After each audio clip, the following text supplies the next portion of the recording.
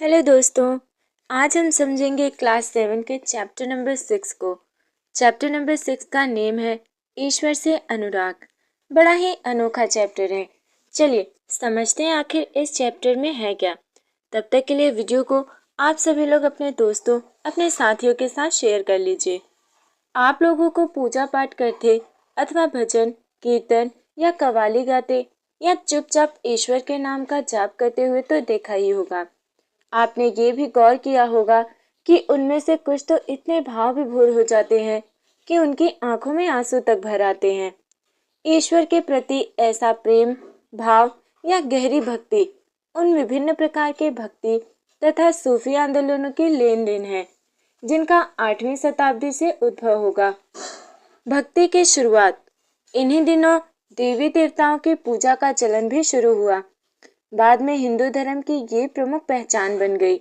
इसमें शिव, विष्णु और दुर्गा जैसे देवी देवता शामिल हैं। इन देवी देवताओं की पूजा भक्ति परंपरा के माध्यम से की जाती थी। भक्ति उस समय काफी लोकप्रिय परंपरा बन गई। किस देवी या देवता के प्रति श्रद्धा को ही भक्ति कहा जाता है। भक्ति का पथ सबके लिए खुला था, चाहे वो धनी हो या गरीब, ऊंची जाति का हो या नीची जाति का, चाहे स्त्री हो या पुरुष। भक्ति मार्ग की चर्चा हिंदुओं के पवित्र ग्रंथ भगवत गीता में की गई है। चलिए अब हम अगला टॉपिक देखते हैं, परमेश्वर का विचार।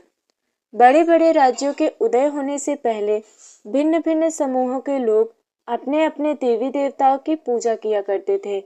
जब लोग नगरों के विकास और व्यापार तथा साम्राज्यों के माध्यम से एक साथ आते गए, तब नए नए विचार विकसित होने लगे।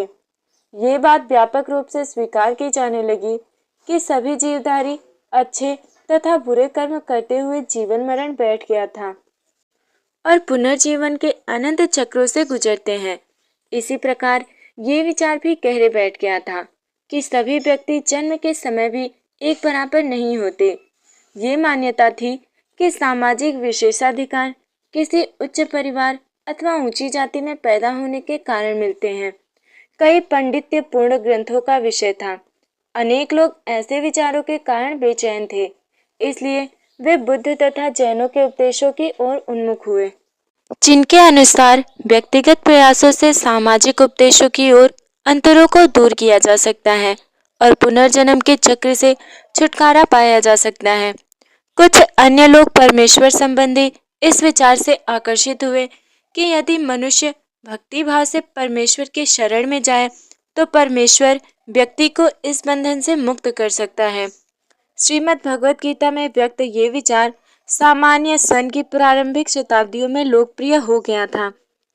विश्व धार्मिक अनुष्ठानों के माध्यम से शिव, विष्णु तथा दुर्गा को परम देवी देवताओं के रूप में पूजा जाने लगा। साथ ही साथ भिन्न भिन्न क्षेत्रों में पूजे जाने वाले देवों एवं देवियों को शिव, विष्णु या दुर्गा का रूप माने जाने लगा। इसी प्रकार इसी प्रक्रिया में स्थानीय मिथक तथा किस्से कहानियां पौराणिक कथाओं के अंग बन गए। पुराणों में पूजा की जिन पद्धतियों की अनुशंसा की गई थी, उन्हें स्थानीय पंथों में भी अपनाया जाने लगा। आगे चलकर पुराणों में भी इस बात का उल्लेख किया गया है कि भक्त भले ही किसी भी जाति पाति का हो, वो सच्ची भक्ति से ईश्वर की कृपा प्राप्त कर सकता है। भक्ति की विचारधारा इतनी अधिक लोकप्रिय हो गई कि बौद्धों और जैन मतावलंबियों ने भी इन विश्वासों को अपना लिया। चलिए अब हम आगे देखते हैं दक्षिण भारत में भक्ति, नैनार और अलवार में। 7वीं से 9वीं शताब्दियों के बीच कुछ नए धार्मिक आंदोलनों का प्रादुर्भाव हुआ। इन आंदोलनों का नेतृत्व नैनारों अर्थात शैव संतों और अलमारों अर्थात वैष्णव संतों ने किया। ये संत सभी जातियों के थे, जिनमें पुलैया और पनार जैसी अस्पृश्य समझी जाने वाली जातियों के लोग भी शामिल थे। वे बौद्धों और जैनों के कटु आलोचक थे और शिव तथा विष्णु के प्रति सच्चे प्रेम को मुक्ति का मार्ग बताते थे। उन्होंने संगम साहित्य, तमिल साहित्य का प्राचीनतम उदाहरण और सामान्य सन यानी ईस्वी सन की प्रारंभिक शताब्दियों में रचित में समाहित प्यार और शूरवीरता के आदर्शों को अपनाकर भक्ति के मूल्यों में उनका समावेश किया था। नैनार और अलवार घुमक्कड़ साधु संत थे। वे जिस किसी स्थान या गांव में जाते थे, वहां के स्थानीय देवी देवताओं की प्रशंसा में सुंदर कविताएं रचकर उन्हें संगीतबद्ध कर दिया करते थे। नैनार और अलवार कुल मिलाकर 63 नैनार ऐसे थे जो कुम्हार, अस्पृश्य, कामगार, किसान, शिकारी, सैनिक, ब्राह्मण और मुखिया जैसी अनेक सामाजिक पृष्ठभूमि में पैदा हुए थे। उनमें सर्वाधिक प्रसिद्ध थे अप्पार, संबंदर, सुंदरदार और माणिक्यव सागर। उनके गीतों के 2 संकलन हैं, तीव्रम और तिरुवाचिकम। अलवार संत संख्या में 12 थे। वे भी भिन्न भिन्न प्रकार के पृष्ठभूमि से आए थे। उनमें से सर्वाधिक प्रसिद्ध थे पीरी अलवार, उनकी पुत्री अंडाल, तोंडर डिपोडी अलवार और नम्मालवार। उनके गीत दिव्य प्रबंधन में संकलित हैं। 10वीं से 12वीं सदियों के बीच चोल और पांड्यन राजाओं ने उन अनेक धार्मिक स्थलों पर विशाल मंदिर बनवा दिए जहाँ के संत कवियों ने यात्रा की थी। इस प्रकार भक्ति परंपरा और मंदिर पूजा के बीच गहरे संबंध स्थापित हो गए। यही वो समय था जब उनकी कविताओं का संकलन तैयार किया गया था। इसके अलावा अलवारों तथा नैनार संतों की धार्मिक जीवनियां भी रची गई। आज हम भक्ति परंपरा के इतिहास लेखन में इन जीवनियों का स्रोत के रूप में उपयोग करते हैं। भक्त और भगवान। माणिक्यव सागर की एक रचना। मेरे हाड़ मास के इस घृणित पुतले में तुम आए जैसे ये कोई सोने का मंदिर हो। मेरे कृपालु प्रभु, मेरे विशुद्धतम रत्न, तुमने मुझे सांत्वना देकर बचा लिया। तुमने मेरा दुख, मेरा जन्म मृत्यु का कष्ट और माया मोह हर लिया और मुझे मुक्त कर दिया। हे ब्रह्मानंद, हे प्रकाशमय, मैंने तुम में शरण ली है और मैं तुमसे कभी दूर नहीं हो सकता। इसमें कवि ने भगवान के साथ अपने संबंध का कैसा वर्णन किया है, ये आप सभी लोग कमेंट में जरूर बताइएगा। चलिए आगे बढ़ते हैं दर्शन और भक्ति की ओर। भारत के सर्वाधिक प्रभावशाली दार्शनिकों में से एक शंकर का जन्म 8वीं शताब्दी के केरल के प्रदेश में हुआ था। वे अद्वैतवाद के समर्थक थे, जिसके अनुसार जीवात्मा और परमात्मा जो परम सत्य है, दोनों एक ही हैं। उन्होंने ये शिक्षा दी कि ब्रह्मा जो एकमात्र या परम सत्य है, वो निर्गुण और निराकार है। शंकर ने हमारे चारों ओर के संसार को मिथ्या या माया माना और संसार का परित्याग करने अर्थात संन्यास लेने और ब्रह्मा की सही प्रकृति को समझने और मोक्ष प्राप्त करने के लिए ज्ञान के मार्ग को अपनाने का उपदेश दिया। रामानुज 11वीं शताब्दी में तमिलनाडु में पैदा हुए थे। वे विष्णु भक्त अलवार संतों से बहुत प्रभावित थे। उनके अनुसार मोक्ष प्राप्त करने का उपाय विष्णु के प्रति अनन्य भक्ति भाव रखना है। भगवान विष्णु की कृपा दृष्टि से भक्त उनके साथ एकाकार होने का परमानंद प्राप्त कर सकता है। रामानुज ने विशिष्टता द्वैत के सिद्धांत को प्रतिपादित किया, जिसके अनुसार आत्मा परमात्मा से जुड़ने के बाद भी अपनी अलग सत्ता बनाए रखती है। रामानुज के सिद्धांत ने भक्ति की नई धारा को बहुत प्रेरित किया, जो परवर्ती काल में उत्तरी भारत में विकसित हुई। अब हम देखते हैं बसवन्ना का वीर शैववाद। हमने पहले पढ़ा कि तमिल भक्ति आंदोलन और मंदिर पूजा के बीच क्या संबंध थे। इसके परिणाम स्वरूप जो प्रतिक्रिया हुई वो बसवन्ना और अलम्मा प्रभु और अक्क महादेवी जैसे उसके साथियों द्वारा प्रारंभ किए गए वीर शैव आंदोलन में स्पष्टतः दिखलाई देती है।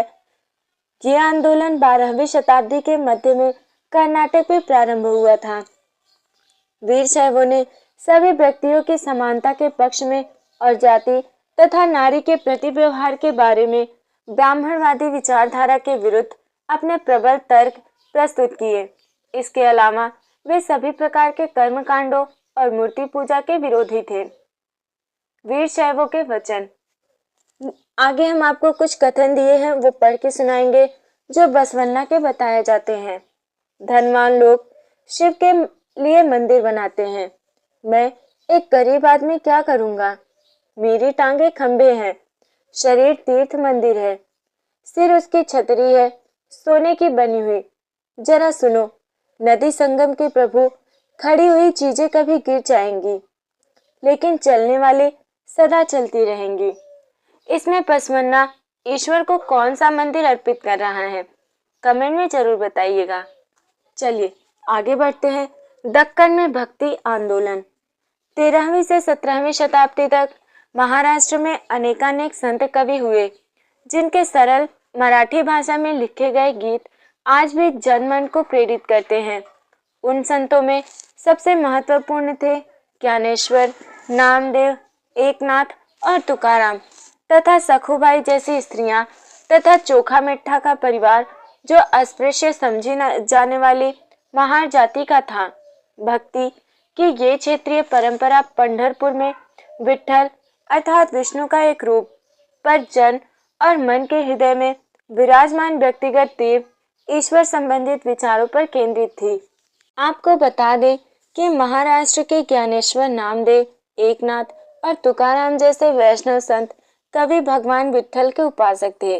भगवान विट्ठल की आराधना ने वारकरी संप्रदाय को जन्म दिया, जो पंढरपुर की वार्षिक तीर्थ यात्रा पर जोर देता है। विट्ठल संप्रदाय का भक्ति के शक्तिशाली उपादान के रूप में उदय हुआ तथा लोगों में काफी लोकप्रिय हुआ। चलिए आगे बढ़ते हैं। इन संत कवियों ने सभी प्रकार के कर्मकांडों, पवित्रता के ढोंगों और जन्म पर आधारित सामाजिक अंतरों का विरोध किया। यहाँ तक कि उन्होंने संन्यास के विचार को भी ठुकरा दिया और किसी भी अन्य व्यक्ति की तरह रोजी रोटी कमाते हुए परिवार के साथ रहने और विनम्रता पूर्वक जरूरतमंद साथी व्यक्तियों की सेवा करते हुए जीवन बिताने को अधिक पसंद किया। उन्होंने इस बात पर बल दिया कि असली भक्ति दूसरों के दुखों को बांट लेना है। इससे एक नए मानवतावादी विचार का उद्भव हुआ।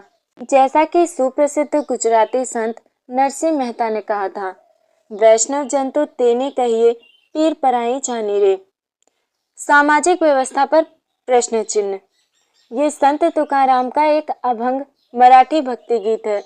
जो दीन दुखियों पीड़ितों को अपना समझता है वही संत है, क्योंकि ईश्वर उसके साथ है। वो हर एक परित्यक्त व्यक्ति को अपने दिल से लगाए रखता है। वो एक दास के साथ भी अपने पुत्र जैसा व्यवहार करता है।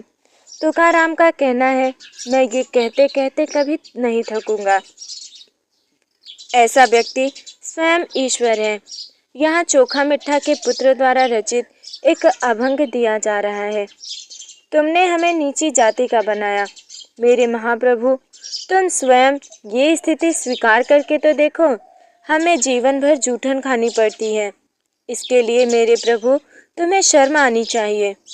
तुम तो हमारे घर में खा चुके हो, तुम इससे कैसे इनकार कर सकते हो। चोखा का बेटा कर्मा मेला पूछता है, तुमने मुझे जिंदगी क्यों दी। इन रचनाओं में अभिव्यक्त सामाजिक व्यवस्था के विचारों के बारे में चर्चा करें। चर्चा करके कमेंट में जरूर बताइए। चलिए अब हम आगे चलते हैं। नाथपंथी, सिद्ध और योगी। इस काल में अनेक ऐसे धार्मिक समूह उभरे जिन्होंने साधारण तर्क वितर्क का सहारा लेकर रूढ़िवादी धर्म के कर्मकांडों और अन्य बनावटी पहलुओं तथा समाज व्यवस्था की आलोचना की। उनमें नाथपंथी, सिद्धाचार और योगी जन उल्लेखनीय हैं। उन्होंने संसार का परित्याग करने का समर्थन किया। उनके विचार से निराकार परम सत्य का चिंतन मनन और उसके साथ एक हो जाने की अनुभूति ही मोक्ष का मार्ग है। इसके लिए उन्होंने योगासन, प्राणायाम और चिंतन मनन जैसी क्रियाओं के माध्यम से मन एवं शरीर को कठोर प्रशिक्षण देने की आवश्यकता पर बल दिया। ये समूह खास तौर पर नीची कही जाने वाली जातियों में बहुत लोकप्रिय हुए। उनके द्वारा की गई रूढ़िवादी धर्म की आलोचना ने भक्ति मार्गीय धर्म के लिए आधार तैयार किया, जो आगे चलकर उत्तरी भारत में लोकप्रिय शक्ति बना। चलिए अब हम देखते हैं इस्लाम और सूफी संत के बारे में। उनका मत क्या था। संतों और सूफियों में बहुत अधिक समानता थी। यहाँ तक कि ये भी माना जाता है कि उन्होंने आपस में कई विचारों का आदान प्रदान किया और उन्हें अपनाया। सूफी मुसलमान रहस्यवादी थे। वे धर्म के बाहरी आडंबरों को अस्वीकार करते हुए ईश्वर के प्रति प्रेम और भक्ति तथा सभी मनुष्यों के प्रति दया भाव रखने पर बल देते थे। इस्लाम ने एकेश्वरवाद यानी एक अल्लाह के प्रति पूर्ण समर्पण का दृढ़ता से प्रचार किया। 8वीं और 9वीं शताब्दी में धार्मिक विद्वानों ने पवित्र कानून, शरिया और इस्लामिक धर्मशास्त्र के विभिन्न पहलुओं को विकसित किया। इस्लाम धीरे धीरे और जटिल होता गया, जबकि सूफियों ने एक अलग रास्ता दिखाया जो ईश्वर के प्रति व्यक्तिगत समर्पण पर बल दिया। सूफी लोगों ने मुस्लिम धार्मिक विद्वानों द्वारा निर्धारित विशद कर्मकांड और आचार संहिता को बहुत कुछ अस्वीकार कर दिया। वे ईश्वर के साथ ठीक उसी प्रकार जुड़े रहना चाहते थे जिस प्रकार एक प्रेमी दुनिया की परवाह किए बिना अपनी प्रियतमा के साथ जुड़े रहना चाहता है। संत कवियों की तरह सूफी लोग भी अपनी भावनाओं को व्यक्त करने के लिए काव्य रचना किया करते थे। गद्य में एक विस्तृत साहित्य तथा कई किस्से कहानियां इन सूफी संतों के इर्द गिर्द विकसित हुई। मध्य एशिया के महान सूफी संतों में गज्जाली, रूमी और सादी के नाम उल्लेखनीय हैं। नाथपंथियों, सिद्धों और योगियों की तरह सूफी भी यही मानते थे कि दुनिया के प्रति अलग नजरिया अपनाने के लिए दिल को सिखाया पढ़ाया जा सकता है।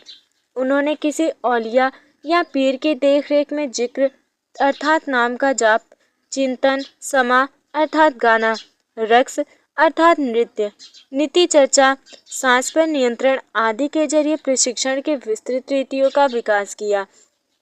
इस प्रकार आध्यात्मिक सूफी उस्तादों की पीढ़ियों सिलसिलाओं का प्रादुर्भाव हुआ। इनमें से हर एक सिलसिला निर्देशों व धार्मिक क्रियाओं का थोड़ा बहुत अलग तरीका अपनाती थी। कश्मीर में 15वीं एवं 16वीं सदियों में सूफीवाद के ऋषि पंथ का उदय हुआ। इस पंथ की स्थापना शेख नूरुद्दीन वली, जिन्हें नंद ऋषि के नाम से भी जाना जाता है, उन्होंने की और किसने कश्मीर के लोगों के जीवन पर गहरा प्रभाव डाला है। ऋषि संतों को समर्पित कई स्मारक कश्मीर के कई भागों में पाए जाते हैं। 11वीं शताब्दी से अनेक सूफी जन मध्य एशिया से आकर हिंदुस्तान में बसने लगे थे। दिल्ली सल्तनत अध्याय 3 में हमने पढ़ा है कि स्थापना के साथ ये प्रक्रिया उस समय और भी मजबूत हो गई है जब उपमहाद्वीप में सर्वत्र बड़े बड़े अनेक सूफी केंद्र विकसित हो गए। चिश्ती सिलसिला इन सभी सिलसिलों में सबसे अधिक प्रभावशाली था। इनमें औलियाओं की एक लंबी परंपरा थी, जैसे अजमेर के ख्वाजा मोइनुद्दीन चिश्ती, दिल्ली के कुतुबुद्दीन बख्तियार काकी, पंजाब के बाबा फरीद, दिल्ली के ख्वाजा निजामुद्दीन औलिया और गुलबर्ग के बंदा नवाज गिसूद राज। सूफी संत अपने खानकाहों में विशेष बैठकों का आयोजन करते थे, जहां सभी प्रकार के भक्तगण, जिनमें शाही घरानों के लोग तथा अभिजात और आम लोग भी शामिल होते थे, इन खानकाहों में आते थे। वे आध्यात्मिक विषयों पर चर्चा करते थे। अपनी दुनियादारी की समस्याओं को सुलझाने के लिए संतों से आशीर्वाद मांगते थे अथवा संगीत तथा नृत्य के जलसों में भी शामिल होकर चले जाते थे।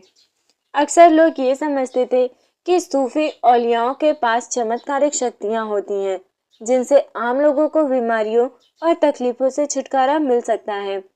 सूफी संत की दरगाह एक तीर्थस्थल बन जाता था, जहां सभी ईमान धर्म के लोग हजारों की संख्या में इकट्ठे होते थे। मालिक अर्थात प्रभु की खोज। जलालुद्दीन रूमी 13वीं सदी का महान सूफी शायर था। वो ईरान का रहने वाला था और उसने फारसी में काव्य रचना की। उसकी कृति का एक उद्धरण प्रस्तुत है। वो ईसाइयों की सूली पर नहीं था। मैं हिंदू मंदिरों में गया, वहां भी उसका कोई नामो निशान नहीं था। ना तो वो ऊंचाइयों में मिला, ना ही खाइयों में। मैं मक्का में काबा भी गया, वो वहां नहीं था। मैंने उसके बारे में दार्शनिक एविसेना से पूछा। वो एविसेना की पहुंच से परे था। मैंने अपने दिल में झांका, यही उसकी जगह थी। वही मैंने उसे पाया, वो और कहीं नहीं था। उत्तर भारत में धार्मिक बदलाव। 13वीं सदी के बाद उत्तरी भारत में भक्ति आंदोलन की एक नई लहर आई। ये एक ऐसा युग था जब इस्लाम, ब्राह्मणवादी, हिंदू धर्म, सूफी संत, भक्ति की विभिन्न धाराओं ने और नाथपंथियों, सिद्धों तथा योगियों ने परस्पर एक दूसरे को प्रभावित किया। हमने देखा कि राज्यों, जो कि हमने अध्याय 2 और 3 और 4 में वीडियो डाला हुआ है, का उद्भव हो रहा था और लोग अपने लिए नए नए व्यवसाय और नई नई भूमिकाएं खोज रहे थे। ऐसे लोग विशेष रूप से शिल्पी, कृषक, व्यापारी और मजदूर इन नए संतों के विचारों को सुनने के लिए इकट्ठे हो जाते थे। फिर वे उनका प्रचार करते थे। उनमें से कबीर और बाबा गुरु नानक जैसे कुछ संतों ने सभी आडंबरपूर्ण रूढ़िवादी धर्मों को अस्वीकार कर दिया। तुलसीदास और सूरदास जैसे कुछ अन्य संतों ने उस समय विद्यमान विश्वासों तथा पद्धतियों को स्वीकार करते हुए उन्हें सबकी पहुंच में लाने का प्रयत्न किया। तुलसीदास ने ईश्वर को राम के रूप में धारण किया। अवधि, पूर्वी उत्तर प्रदेश की बोली में लिखी गई तुलसीदास की रचना रामचरितमानस उनके भक्ति भाव की अभिव्यक्ति और साहित्यिक कृति दोनों ही दृष्टियों से महत्वपूर्ण है। सूरदास श्री कृष्ण के अनन्य भक्त थे। उनकी रचनाएं सूरसागर, सुरसावली और साहित्य लहरी में संग्रहित है एवं उनके भक्ति का भाव जो अभिव्यक्त करती हैं। असम के शंकरदेव परवर्ती 15वीं शताब्दी, जो इन्हीं के समकालीन थे, ने विष्णु की भक्ति पर बल दिया और असमिया भाषा में कविताएं तथा नाटक लिखे। उन्होंने ही नामघर, कविता पाठ और प्रार्थना गृह स्थापित करने की पद्धति चलाई जो आज तक चल रही है। शंकर देव की भक्ति का सार एक शरण नाम, धर्म, एक सर्वोत्तम सत्ता के प्रति समर्पण के नाम से जाना गया। शंकर देव की शिक्षाएं भगवत गीता तथा भागवत पुराण पर आधारित है। उन्होंने ज्ञान के प्रसार के लिए सत्र या मठों की स्थापना को प्रोत्साहित किया। उनकी प्रमुख रचना में कीर्तन घोष शामिल है। इस परंपरा में दादू दयाल, रविदास और मीराबाई जैसे संत भी शामिल थे। मीराबाई एक राजपूत राजकुमारी थी जिनका विवाह 16वीं शताब्दी में मेवाड़ के एक राजसी घराने में हुआ था। मीराबाई रविदास, जो अस्पृश्य जाति के माने जाते थे, के अनुयायी बन गए। वे कृष्ण के प्रति समर्पित थी और उन्होंने अपने गहरे भक्ति भाव को कोई भजनों में अभिव्यक्त किया। उनके गीतों ने उच्च जातियों के रीतियों नियमों को खुली चुनौती दी तथा ये गीत राजस्थान व गुजरात के जनसाधारण में बहुत लोकप्रिय हुए। इन संतों में से अधिकांश का विशिष्ट अभिलक्षण ये है कि इनकी कृतियां क्षेत्रीय भाषाओं में रची गई और इन्हें आसानी से गाया जा सकता था, इसलिए ये बेहद लोकप्रिय हुई और पीढ़ी दर पीढ़ी मौखिक रूप से चलती रही। प्रायः इन गीतों के प्रसारण में सर्वाधिक निर्धन, सर्वाधिक वंचित समुदाय और महिलाओं की भूमिका रही है। प्रसारण की इस प्रक्रिया में ये सभी लोग अक्सर अपने अनुभव भी जोड़ देते थे। इस तरह आज मिलने वाले गीत संतों की रचनाएं तो हैं, साथ ही साथ उन पीढ़ियों के लोगों की रचनाएं मानी जा सकती हैं जो उन्हें गाया करते थे। वे हमारी जीती जागती जन संस्कृति का अंग बन गई। भक्ति संतों का एक महत्वपूर्ण योगदान संगीत के विकास में था। बंगाल के जयदेव ने संस्कृत में गीत गोविंद की रचना की, जिसमें हर गीत एक विशेष राग और ताल में रचित है। संगीत पर इन संतों का एक महत्वपूर्ण प्रभाव भजन, कीर्तन और अभंग का प्रयोग था। इन गीतों ने जो मनोभावनात्मक अनुभवों पर बल देते हैं, जनमानस को ज्यादा आकर्षित किया।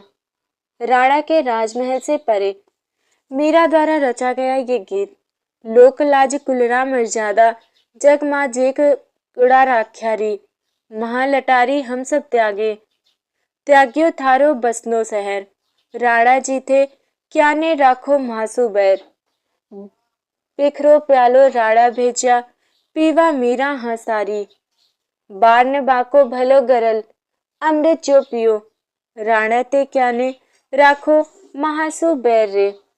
ये जो है कि राजस्थानी भाषा में लिखा हुआ है। चलिए कबीर नजदीक से एक नजर। कबीर संभवतः 15वीं-16वीं सदी में हुए थे। वे एक अत्यधिक प्रभावशाली संत थे। उनका पालन पोषण बनारस में या उनके आसपास के एक मुसलमान जुलाहा यानी बुनकर परिवार में हुआ था। उनके जीवन के बारे में हमारे पास बहुत कम विश्वसनीय जानकारी है। हमें उनके विचारों की जानकारी उनकी साखियों और पदों के विशाल संग्रह से मिलती है, जिनके बारे में ये कहा जाता है कि इनकी रचना तो कबीर ने की थी, परंतु ये घुमंतु भजन गायकों द्वारा गाए जाते थे।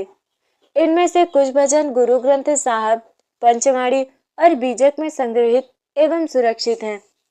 चलिए, एक तो लिखा है उन्होंने सच्चे प्रभु की खोज में। कबीर की ये रचना है। अलह राम जीव तेरे नाई, बंदे उपरी मिहर करो मेरे साईं। क्या ले माटी भूई सो, मारे क्या जल देह निहानो। जो करे मस्कीन सतावे, गुण ही रहे छिपाए। ब्राह्मण व्यारसी करे 24, काजी मरहम जान। 11 मास जुदे क्यों कहियो, एक ही माही समान। पूर्वी दिशा हरि का बासा, पश्चिम अलह मुकामा। दिल ही खोजी दिले भीतरी, यहाँ राम रहीमाना। इन दोहों में दिए गए विचार किस रूप में बसवन्ना और जलालुद्दीन रूमी के विचारों से समानता या भिन्नता रखते हैं? आप सभी लोग विचार कर कमेंट में जरूर बताइएगा। कबीर के उपदेश प्रमुख धार्मिक परंपराओं की पूर्ण एवं प्रचंड अस्वीकृति पर आधारित थे। उनके उपदेशों में ब्राह्मणवादी हिंदू धर्म और इस्लाम दोनों ही बाह्य आडंबरपूर्ण पूजा के सभी रूपों का मजाक उड़ाया गया है। उनके काव्य की भाषा बोलचाल की हिंदी थी, जो आम आदमियों द्वारा आसानी से समझी जा सकती थी। उन्होंने कभी कभी रहस्यमयी भाषा का भी प्रयोग किया, जिसे समझना बहुत ही कठिन होता है। कबीर निराकार परमेश्वर में विश्वास रखते थे। उन्होंने ये उपदेश दिया कि भक्ति के माध्यम से ही मोक्ष यानी मुक्ति प्राप्त हो सकती है। हिंदू तथा मुसलमान दोनों लोग उनके अनुयायी हो गए। बाबा गुरु नानक नजदीक से एक नज़र। कबीर की उपेक्षा बाबा गुरु नानक 1459 से 1539 के बारे में हम कहीं अधिक जानते हैं। तलवंडी, जो कि पाकिस्तान में ननकाना साहब में जन्म लेने वाले बाबा गुरु नानक ने करतारपुर, जो कि रावी नदी के तट पर डेरा बाबा नानक में एक केंद्र स्थापित करने से पहले कई यात्राएं की। उन्होंने अपने अनुयायियों के लिए करतारपुर में एक नियमित उपासना पद्धति अपनाई, जिसके अंतर्गत उन्हीं के शब्दों अर्थात भजनों को गाया जाता है। उनके अनुयायी अपने अपने पहले धर्म या जाति अथवा लिंग भेद को नजरअंदाज करने एक साझी रसोई में इकट्ठे खाते पीते थे। इसे लंगर कहा जाता था। बाबा गुरु नानक ने उपासना और धार्मिक कार्यों के लिए जो जगह नियुक्त की थी, उसे धर्मशाला कहा गया। आज इसे गुरुद्वारा कहते हैं। 1539 में अपने मृत्यु के पूर्व बाबा गुरु नानक ने एक अनुयायी को अपना उत्तराधिकारी चुना। इसका नाम लहर था, लेकिन ये गुरु अंगद के नाम से जाने गए। गुरु अंगद का नाम का महत्व ये था कि गुरु अंगद बाबा गुरु नानक के ही अंग माने गए। गुरु अंगद ने बाबा गुरु नानक की रचनाओं का संग्रह किया और उस संग्रह में अपनी कृतियां भी जोड़ दी। संग्रह एक नई लिपि गुरुमुखी में लिखा गया था। गुरु अंगद के 3 उत्तराधिकारियों ने भी अपनी रचनाएं नानक के नाम से लिखी। इन सभी का संग्रह गुरु अर्जन ने 1604 में किया। इन संग्रह में शेख फरीद, संत कबीर, भगत नामदेव और गुरु तेग बहादुर जैसे सूफियों, संतों और गुरुओं की वाणी जोड़ी गई। 1706 में इस बृहद संग्रह को गुरु तेग बहादुर के पुत्र व उत्तराधिकारी गुरु गोविंद सिंह ने प्रमाणित किया। आज इस संग्रह को सिखों के पवित्र ग्रंथ गुरु ग्रंथ साहब के रूप में जाना जाता है। 16वीं शताब्दी में बाबा गुरु नानक के उत्तराधिकारियों के नेतृत्व में उनके अनुयायियों की संख्या का विस्तार हुआ। ये अनुयायी कई जातियों के में थे, परंतु इनमें व्यापारी, कृषक और शिल्पकार ज्यादा थे। इसकी वजह ये हो सकती है कि बाबा गुरु नानक इस बात पर बल दिया करते थे कि उनके अनुयायी गृहस्थ और उपयोगी व उत्पादक पेशों से जुड़े हुए हैं। अनुयायियों से ये आशा थी कि जाती थी कि वे नए समुदाय के सामान्य कोष में योगदान देंगे। 17वीं शताब्दी के प्रारंभ से केंद्रीय गुरुद्वारा हरमंदिर साहब, स्वर्ण मंदिर के आसपास रामदासपुर शहर, अमृतसर विकसित होने लगा था। प्रशासन में ये वस्तुतः स्वायत्त था। आधुनिक इतिहासकार इस युग के सिख समुदाय को राज्य के अंतर्गत राज्य मानते थे। मुगल सम्राट जहांगीर इस समुदाय को एक संभावित खतरा मानता था। उसने 1606 ईस्वी में गुरु अर्जन को मृत्युदंड देने का आदेश दिया। 17वीं शताब्दी में सिख आंदोलन का राजनीतिकरण शुरू हो गया, जिसका दूरगामी परिणाम ये हुआ कि 1699 में गुरु गोविंद सिंह ने खालसा की संस्था का निर्माण किया। खालसा पंथ के नाम से जाना जाने वाला सिख समुदाय अब एक राजनीतिक सत्ता बन गया। 16वीं और 17वीं शताब्दियों की बदलती हुई ऐतिहासिक परिस्थितियों ने सिख आंदोलन के विकास को प्रभावित किया। शुरू से ही बाबा गुरु नानक के विचारों का सिख आंदोलन पर गहरा प्रभाव पड़ा। उन्होंने एक ईश्वर की उपासना के महत्व पर जोर दिया। उन्होंने आग्रह किया कि जाति, धर्म अथवा लिंग भेद मुक्ति प्राप्ति के लिए कोई मायने नहीं रखते हैं। उनके लिए मुक्ति किसी निष्क्रिय आनंद की स्थिति नहीं थी, बल्कि सक्रिय है। उनके लिए मुक्ति किसी निष्क्रिय आनंद की स्थिति नहीं, बल्कि सक्रिय जीवन व्यतीत करने के साथ साथ सामाजिक प्रतिबद्धता की निरंतर कोशिशों में ही निहित थी। अपने उपदेश के सार को व्यक्त करने के लिए उन्होंने 3 शब्दों का प्रयोग किया: नाम, दान और स्नान।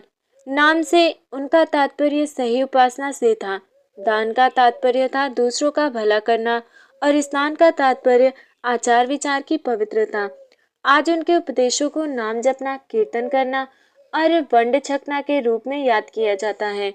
ये अवधारणाएं भी उचित विश्वास और उपासना, ईमानदारी पूर्ण निर्वाह और संसाधनों को मिल बांटकर प्रयोग करना, यानी कि दूसरों की मदद के महत्व को रेखांकित करती है।